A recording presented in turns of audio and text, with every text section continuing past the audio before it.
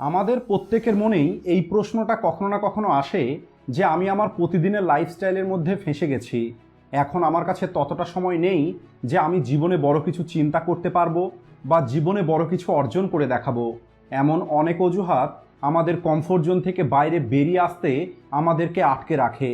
Usain বোল্টের নাম তো আপনারা সবাই শুনেছেন, কিন্তু আপনারা কি জানেন উসেন বোল্ট যখন 2004 সালে প্রথম অলিম্পিকে দৌড়ানোর জন্য যায় তখন ওনার দেশ ওনার কাছে থেকে একটি গোল্ড মেডেলের আশা রেখেছিল, কিন্তু উসেন বোল্ট ওনার কমফোর্ট জোনের মধ্যে আটকে পড়েছিলেন এবং অতিরিক্ত জাঙ্ক ফুড খাবার কারণে ও ছোট ছোট কিছু ভুল করার কারণে প্রতিযোগিতায় তৃতীয় পর্যন্ত হতে পারেনি।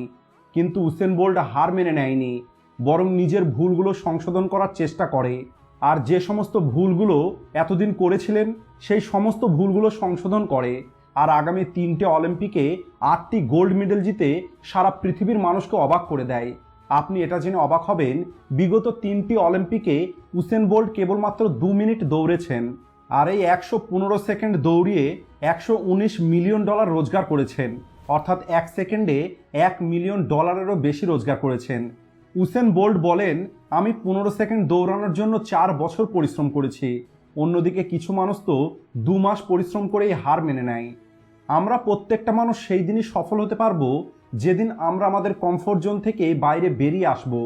এখন যদি আমি আপনাকে বলি সপ্তাহে 7 দিন এবং এক সপ্তাহে 168 ঘন্টা থাকে, আর যদি আপনি ওই 168 ঘন্টার মধ্যে 56 ঘন্টা আপনার পার্সোনাল কাজ করতে ব্যয় করেন, 7 ঘন্টা ওয়ার্কআউট করেন এবং 56 ঘন্টা ঘুমের জন্য লাগিয়ে দেন, তারপরেও আপনার কাছে 49 ঘন্টা অতিরিক্ত থাকবে। আর এখান থেকেও যদি আপনি কিছু ঘন্টা বাদ দেন, তারপরেও আপনার কাছে প্রতি সপ্তাহে 40 ঘন্টা তো কাজ করার জন্য থাকবেই। আর এরপরে আপনি মাসে কত ঘন্টা থাকবে, বছরে কত ঘন্টা থাকবে, সেটা তো আপনি হিসাব করতেই পারবেন। আর তারপরেও আপনি বলেন আপনার কাছে সময় নেই। যদি কিছু পরিশ্রম করা মানুষ 115 সেকেন্ডের মধ্যে $119 মিলিয়ন রোজগার করতে পারে, তাহলে আপনি 40 ঘন্টায় কেন সেটা করতে পারবেন না? সফলতার রুলস আমাদেরকে এটাই বলে, সঠিক কাজ করতে হবে, সঠিকভাবে করতে হবে এবং সঠিক সময়ে করতে হবে। আর আজ আমি আপনাদের এমন কিছু বিষয়ে কথা বলবো যা আপনাকে আপনার কমফোর্ট জোন থেকে বাইরে বেরিয়ে আসতে অনেক বেশি সাহায্য করবে। সবার প্রথম হলো আপনি আপনার প্রাইম টাইমে কাজ করুন। আপনারা নিশ্চয় এটা জানেন, আমাদের বাড়িতে যে টিভি আছে ওই টিভির প্রাইম টাইম হলো রাত 8টা থেকে 11টা পর্যন্ত। যে সময়ে টিভিতে যে অ্যাডগুলো দেখানো হয় সেই অ্যাডের মূল্য সব থেকে বেশি হয়। এই অ্যাডগুলো দিনের অন্য সময়েও দেখানো হয়, কিন্তু রাত 8টা থেকে 11টা পর্যন্ত এই অ্যাডের মূল্য এই কারণে বেড়ে যায় কারণ রাতে বেশি মানুষ টিভি দেখে। আপনার টিভির প্রাইম টাইম থেকে আপনি এটা শিখতে পারেন যে আমাদের জন্য দিনের 24 ঘন্টা একরকমের হয় না। যে সময়ে আপনার মধ্যে বেশি এনার্জি থাকে, যে সময়ে আপনার চিন্তা করার ক্ষমতাটা অন্য সময়ের থেকে বেশি হয়, তাহলে বুঝে নেবেন সেই সময়টা হলো আপনার গোল্ডেন টাইম অথবা আপনার প্রাইম টাইম। হতে পারে ওই সময়ে আপনি মিলিয়নার অথবা বিলিয়নার হওয়ার রাস্তাটা পার করতে পারবেন। জীবনে বড় কিছু অর্জন করার জন্য আপনি আপনার কাজে ভালোভাবে ফোকাস করতে পারবেন। কোনো একটি মানুষের জন্য সকালের সময়টা তার প্রাইম টাইম, যখন এরা কঠিন কাজগুলো সহজেই করে নিতে পারে।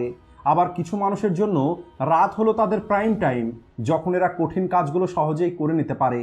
যেমন প্রতিটা মানুষের জীবনের স্ট্রাগলটা একরকমের হয় না, একইভাবে প্রত্যেকটা মানুষের প্রাইম টাইমটাও একই সময়ে হতে পারে না। এটা সকাল, দুপুর, সন্ধে, রাত্রি যে কোনো সময়ে হতে পারে। আর আপনার প্রাইম টাইমটা জানার জন্য আপনাকে আপনার একটি দিনকে ভালোভাবে অ্যানালাইজ করতে হবে।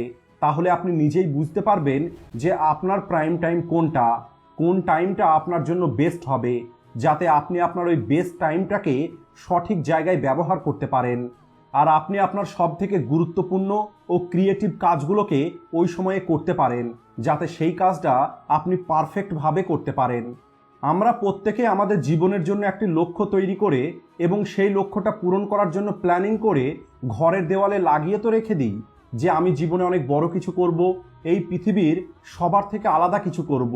কিন্তু এত কিছু করার পরেও আপনি জীবনে অসফলই থেকে যাবেন যদি আপনি আপনার প্ল্যানিংয়ের ওপরে সঠিকভাবে কাজ না করতে পারেন।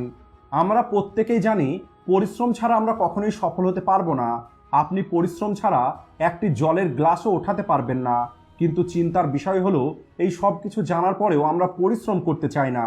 আমরা কাজ পরে করব বলে রেখে দিই, এই কাজটা আমি পরে করব, এখন আমার ইচ্ছে করছে না, এখন আমার কাছে সময় নেই, অথবা এখন আমার কাছে সেই জিনিসটা নেই যা আমার প্রয়োজন।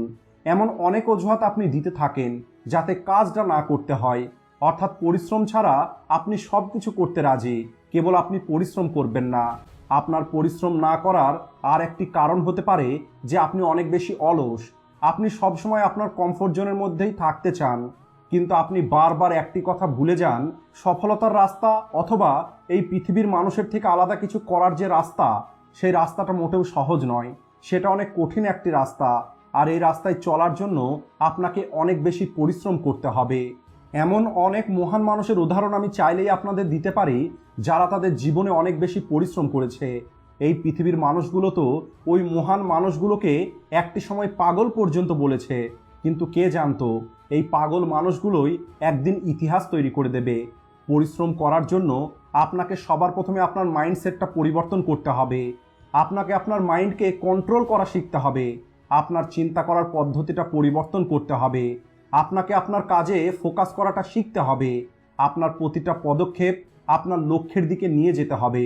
আপনি কি জানেন, famous play writer George show বলতেন ওনার অনেকবার লেখার ইচ্ছে হতো না, কিন্তু তারপরেও ওনার মধ্যে ইচ্ছা থাকুক অথবা না থাকুক উনি সবসময় লিখতে থাকতেন, কারণ উনি মহান প্লে রাইটার হবার যে লক্ষ্য, সেই লক্ষ্যটাকে কখনোই নিজের থেকে দূর হতে দেননি। উনি নিজেকে প্রমিস করেছিলেন যাই কিছু হয়ে যাক না কেন উনি প্রতিদিন 5 পেজ অবশ্যই লিখবেন, তাতে ওনার ইচ্ছে থাকুক অথবা না থাকুক। দ্য গ্রেট নেপোলিয়ান হিল বিশ্বাস করতেন গুরুত্বপূর্ণ এটা নয় যে আপনি কি করতে যাচ্ছেন, বরং গুরুত্বপূর্ণ হলো এটা যে আপনি এখন কি করছেন।